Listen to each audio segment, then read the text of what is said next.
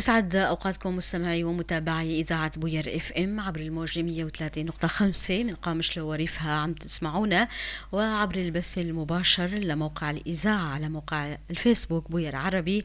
بترافقونا مشاهدة في هذا البرنامج الخاص والذي نخصصه بمناسبة بدء الفعالية الدولية حملة 16 يوم. سنتناول في هذا اللقاء الموضوع الرئيسي للحملة وهو العنف الرقمي. للحديث أكثر معنا في الاستديو المختص الاجتماعي أستاذ محمد محمود محمد. يسعد صباحك أستاذ محمد. يسعد صباحك وأهلا وسهلا. يا أهلا وسهلا فيك. ونذكر متابعينا الكرام أن هذا البرنامج بدعم من منظمة دولية غير حكومية. بداية أستاذ محمد، كيف فينا نوضح ما هو العنف الرقمي؟ طبعا أنستي، هو العنف الرقمي هو أي فعل من الإساءة أو الابتزاز أو الملاحقة يتم عن طريق استخدام التكنولوجيا. هو طبعا العنف له أشكال، في عنف جسدي، في عنف تاني. أما ليش نقول عنه عنف رقمي؟ لأنه يستخدم في إيش؟ وسائل التواصل الرقمية من هواتف أو مواقع تواصل اجتماعي أو بريد إلكتروني أو وسائل التطبيقات من خلال الرقمية. هذه الوسائل طبعا يتم من خلال هذه الوسائل هو اللي يتم فيها إلحاق أذى نفسي أو اجتماعي أو مادي. نعم. لكل الفئات طبعا. نعم. لماذا يشار لهذا الشكل الجديد من العنف أستاذ محمد للنساء والفتيات بشكل خاص؟ طبعا لأن هن مثلا أكثر الفئة ضحايا لهذا الشكل من العنف. نعم صراحة. إذن العنف الرقمي أستاذ محمد ضد النساء والفتيات يمكننا أن نصنفه كأحد أشكال العنف القائم على النوع الاجتماعي. طبعا بالتأكيد. لو نطلع المتابعين بعجالة على هذه الحملة، حملة 16 يوم، ما هي؟ طبعا هي حملة 16 يوم هي تطلق في كل عام. نعم. من تاريخ 25 نوفمبر تشرين الثاني، اللي هو إيش؟ اليوم العالمي للقضاء على العنف ضد المرأة، والذي يبدأ اليوم متابعين. والذي يبدأ اليوم طبعا إلى تاريخ 10 ديسمبر كانون الأول وهو يوم حقوق الإنسان. فهي ال 16 يوم الممتدة من 25 ل 10 هي حملة دائما قائمة لمناهضة العنف القائم على النوع الاجتماعي بشكل عام. نعم. برأيك أستاذ محمد، ما هي أبرز أسباب العنف الرقمي وخاصة في مجتمعاتنا؟ طبعا أبرز الأسباب هي بالتأكيد غياب الوعي باستخدام التكنولوجيا بشكل عام. بعدين غياب الاتصال المباشر مثل ما قلت لك. ممكن صارت أكثر الناس فئات كانت جاهلة باستخدام الإنترنت، انفرض عليها استخدام الإنترنت بشكل عام صراحة. نعم. فصارت تستخدم الإنترنت عن جهل. طبعا احنا ما نلوم الاستخدام الجهل ولا نلوم الإنترنت، نقول إنه الإنترنت هو السبب طبعا. هو الاستخدام السيء أو الناس اللي تستخدمه بشكل سيء. كيف نحمي الخصوصية؟ كيف نستخدم هذا الإنترنت بشكل غير مؤذي لنا؟ أول شيء بزيادة الوعي بالاستخدام. أكيد. طبعا بدك تشوفين الفئات اللي أكثر استهدافا، أنت قلت النساء والفتيات، بدك تزيدي وعيها بهذا الاستخدام. في شغلات كثيرة كمان احترازية ممكن نعملها، في حسابات لازم تكون قوية، استخدام كلمات سر قوية، عدم نعم إرسال صور بشكل عشوائي لأي شخص كان.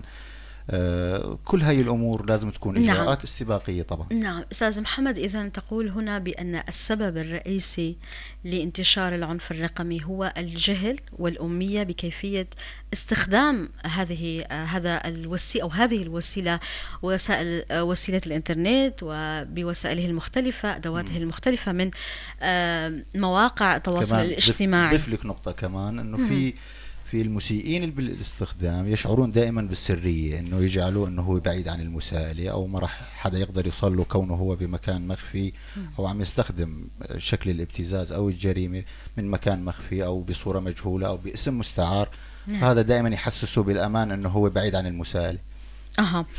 ما هي ابرز اشكال العنف الرقمي استاذ محمد؟ طبعا الابتزاز، الاهانة، الملاحقة، ممكن نشر صور خاصة بدون إذن، تهديد عبر الرسائل الإلكترونية، اختراق حسابات عن طريق روابط وهمية أو ما شابه. مهم. تشهير بالسوشيال ميديا، ممكن تعليقات مسيئة أو تحمل عبارات جنسية أو كلها أمور ثانية. أشكال من كلها هي أشكال، الأذية طبعا الرقمية. كلها أشكال أذية رقمية تقع على النساء بشكل عام، وممكن لفئات أخرى أيضا.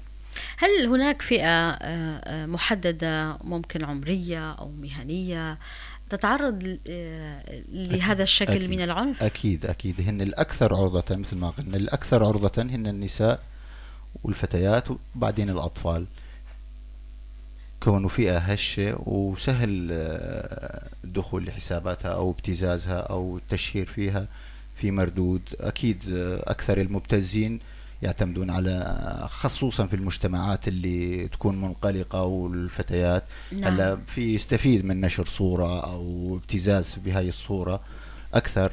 فالأكثر عرضة لهذا النوع طبعا النساء والفتيات وفقا للبيانات الدولية. نعم. متابعينا نعم. الكرام، أحدث بيانات الأمم المتحدة وهيئة المرأة للأمم المتحدة تشير إلى أن مستخدمة من كل 3 مستخدمات يتعرضن لهذا الشكل من العنف، ولذلك زاد التوجه نحو تناول هذا الموضوع في السنوات الأخيرة في نطاق الحملة الدولية، حملة 16 يوم. ما الأخطاء التي قد تقع فيها السيدة أو الفتاة وتزيد من احتمالية التعرض لهذا الشكل من العنف؟ وأشرت لعدد من النقاط الهامة، مسألة أهمية حماية نعم. كلمات المرور، كلمات مناسبة طبعا. غير سهلة كلمات مرور قوية، وتجنب استخدام كلمة مرور لأكثر من حساب. هلا في عندنا الشائع مثلا إنسان عنده أكثر من حساب عم يستخدم نفس كلمة مرور لأكثر من حساب. ممكن تاريخ الميلاد. نعم، ممكن تاريخ الميلاد، ممكن اسم شخص أو أرقام سهلة، أرقام سهلة أو هشة. فمجرد اختراق أي حساب من هذه الحسابات بشكل طبيعي راح يحترق باقي الحسابات كامل. نعم. فكل الأمور المخزنة على هذه الحسابات أو الصور أو الأمور الثانية نعم، ستصير سهلة انكشافها يعني بشكل هش طبعا. إذا أحد الأخطاء مسألة اختيار كلمات سهلة. نعم. استخدام كلمات مرور سهلة وهشة ولجميع الحسابات بشكل عام. ما هي الأخطاء الأخرى أستاذ اللي ممكن تتعرض لها السيدة أو الفتاة أو أي شخص يستخدم وسائل التواصل الاجتماعي؟ ممكن تلقي رسائل من أشخاص مجهولة. نعم، ممكن تتلقى رسائل من أشخاص مجهولة، ممكن روابط وهمية يطلب منها الدخول إليها. تمام. إعلانات مثلا، فيديو إعلاني ادخل لهذا الفيديو، تابع. وكثيرا ما يتم هكر الأجهزة طبعاً. من خلالها. طبعا من خلال هاي الروابط في ناس مختصة بهاي الأمور بتهكير الأجهزة، بالوصول إلى حسابات، بالوصول إلى بيانات، لاستخدامها بشتى الأشكال، وطبعا بالأشكال نعم. الضارة يعني. هناك مبدأ أستاذ محمد ومتابعينا، مسألة دائما يجب التعامل في مجال الحماية الإلكترونية والرقمية، دائما يجب التعامل مع الشخص الذي يراسلك على أنه مجهول. طبعا. لماذا؟ طبعا لأنه بداية لأنه الشخص اللي عم يراسلك ما هو لوجه لوجه، ممكن تماما. يكون مخترق حساب الشخص اللي أنت عم تثقي فيه وهو عم يراسلك باسم هذا الشخص. ممكن هذاك الحساب يكون مخترق. نعم، ممكن الحساب الثاني يكون مخترق وهو عم يراسلك ممكن بصفة أخ أو بصفة خال أو بصفة عم من حسابه، ويطلب منك صورة شخصية أو يطلب منك أي أرقام أو بريد إلكتروني أو ما شابه أو كل هاي الأمور. نعم. هنا ربما يجب السؤال، كيف يبدأ الابتزاز الرقمي عادة؟ الابتزاز الرقمي يبدأ قلت لك من بداية، مثلا ممكن بعلاقة عابرة عن طريق الانترنت، شخص حتى لو ما كانت تعرفه هاي الفتاة أو المرأة، فممكن يطلب صور شخصية لمجرد التعارف، بعدين تتطور هاي الصور لفيديوهات أو أمور ما شابه، يتم استخدامها لاحقا. ممكن من خلال المراسلة أو الاتصال. ممكن ابتزاز مراسلة، ممكن هاي الصور حتى لو ما كانت هاي الصور تشكل خطر ممكن يستغل عليها عن طريق فوتوشوب أو برامج أو ما شابه، ويعمل منها شيء نعم يبتز فيه. إذن هل يمكن الحماية من العنف الرقمي أم نستطيع أن نخفف من الأذية الممكنة؟ لا أكيد طبعا لازم يكون في حماية، احنا لازم نطمح للحماية أكيد. نعم. أما التخفيف أمر لابد منه، أما الحماية لازم يكون في تعاون دولي كامل بهذا الخصوص، لأنه قلت لك الجريمة الإلكترونية عابرة للقارات، ما راح هذا المبتز أنا ما راح أحصره بمكان، ممكن نعم. يكون موجود بغير بلد أو بغير مكان بعيد. فطبعا أهم شيء تضافر جهود دولية كاملة ليكون في محاسبة على الجريمة الإلكترونية، وطبعا للأسف نعم. الغائبة بشكل شبه تام نعم. بمناطقنا أكيد. هناك في عدد كبير من الدول الأوروبية أو بشكل عام هناك ما يسمى لمحاسبة الأشخاص المبتزين الجرائم الإلكترونية، ما يسمى بوحدات الحماية الإلكترونية أو الجريمة الإلكترونية. نعم. يتم من خلال تلك الوحدات محاسبة متابعة مواقع التواصل الاجتماعي، محاسبة طبعا الجنات، إنصاف الضحايا، تلك هؤلاء الضحايا اللواتي لطالما يتعرضن للقتل في طبعا حالات كثيرة. طبعا هو المشكلة أنه دائما اللوم دائما على الضحايا وعلى المبتزين. نعم. في المجتمعات طبعا هون في مكاننا احنا دائما انه ما دائما نحط اللوم على الضحية، انه انت كيف مثلا ارسلتي الصورة او كيف عملتي هذا الشيء. لازم نعم. يكون في توعية لهذا الأمر قبل أول شيء، إرشاد. ممكن عدم دراية كمان أستاذ محمد. طبعا عدم دراية، ممكن بحسن نية، ممكن بخطأ إلكتروني. في ناس قلت لك في ناس بتصير معها مو انه حتى انه بطريقة ارادية هو بعث هي الصورة او كذا، ممكن بخطأ الكتروني، ممكن نعم. بده يشارك صورة لشخص بيعرفه، راحت الصورة بالغلط لشخص ثاني او لحالة او انتشرت نعم. لاكثر من شخص غير موثوق. فدائما احنا ما نلوم الضحيين، نلوم المبتز دائما. ولكن طبعا المجتمعات الشرقية بشكل عام تبدأ بلوم الضحية أكيد. واتهام الضحية أكيد. ومحاسبة الضحية. أكيد، وهذا هو الخطأ الشائع الأكثر طبعا، لأنه دائما ممكن الضحية تكون مظلومة. الضحية ممكن قلت لك وكثيرة هي الحالات، بنسب حالات، في حالات أكثر من حالات، ويمكن حكينا قبل من شوي عن نعم. حالات. قلت لك إنه في حالات تكون عن حسن نية أو عن خطأ أو عن سوء استخدام. نعم. ممكن يقع في الخطأ. نعم. هناك سيدة أستاذ محمد لن نذكر اسمها تعرضت للطلاق بسبب نشر طفلتها صور لها على الحالة، صورة خاصة على موقع الواتساب. هذا الأمر تؤدى إلى طلاقها فيما بعد. ما أهمية الاستخدام السليم لهواتفنا، وخاصة أن هناك حالة تؤدي للطلاق، هناك حالة تؤدي للقتل. نعم طبعا لازم يكون، هو قلت لك انه لازم يكون الاستخدام هو اللي يخليكي يحميكي من ان توصلي لمرحلة انه تقعي ضحية. نعم. لما يكون في استخدام سليم انا اتجنب، هي وقاية لعدم انه اوصل انه اكون انا نعم. ضحية. لما اكون نعم. حسابي قوي نعم. ما انشر صور لاي شخص كان، ما تعرض لابتزاز، ما ادخل، اذا اتبعت كل هاي الاجراءات ما دخلت، اقلل من الخطر لنسب نعم. تصل إلى 90%. نعم. يمكن تفادي هذا الشكل من خلال الوقاية والحماية. طبعا الوقاية، نقول درهم وقاية خير من قنطار علاج. نعم. برأيك أستاذ ما المطلوب على المستوى المجتمعي للحد من انتشار هذا النوع العنف الرقمي؟